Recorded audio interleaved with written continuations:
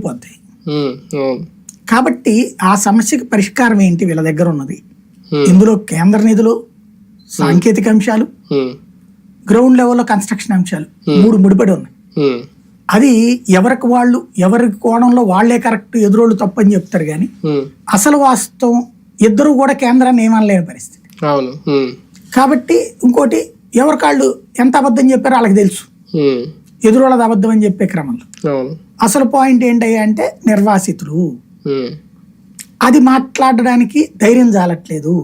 కేంద్రం కూడా ఆ మాట అనగానే నువ్వు 33,000 కోట్ల ఎంక్వైరీ చేయి అంటున్నారు. కేంద్రం సహకరించకపోతే అమరావతి పోలవరం విషయంలో, అంటే పోలవరం ఎలాగ జాతీయ హోదా ప్రాజెక్టు ఇస్తారు, కాకపోతే ఈ కాంపెన్సేషన్ ఇక్కడ సహకరించకపోతే ఒక పెను సవాళ్ళు అవుతాయి ఇప్పుడు ప్రస్తుత రాష్ట్ర ప్రభుత్వానికి కూడా ఈ 5 ఏళ్ళలో. అమరావతికి కేంద్రంతో సహకారంతో సంబంధం లేదు. అంటే సంపద సృష్టి అనేది అంత ఈజీగా అవ్వకపోతే అంటే వీళ్ళది కదా, అది కేంద్రం ఏమన్నా చెప్పింది? అది కేంద్రం తను ఇచ్చింది 2,500 కోట్లు ఇచ్చింది. అది ఢిల్లీని తలదన్నే రాజధాని అని చెప్పారు కాబట్టి అంటున్నారు. ఢిల్లీకి ప్రైవేట్ వచ్చినాయి కానీ ప్రభుత్వానికి కాదు. ప్రభుత్వ భవనాలు ఏంటి? ఆ ఎంపీల క్వార్టర్స్ అయ్యే కదా. ఢిల్లీలో కట్టేయన్నీ ఏంటిది? అయ్యే కదా. ఢిల్లీని తలదన్నే రాజధాని అంటే ప్రైవేట్ దాని మీద డిపెండ్ అయి ఉంటుంది. కేంద్ర సంస్థలు ఇస్తారు, అవి జరుగుతాయి నాకు తెలిసి.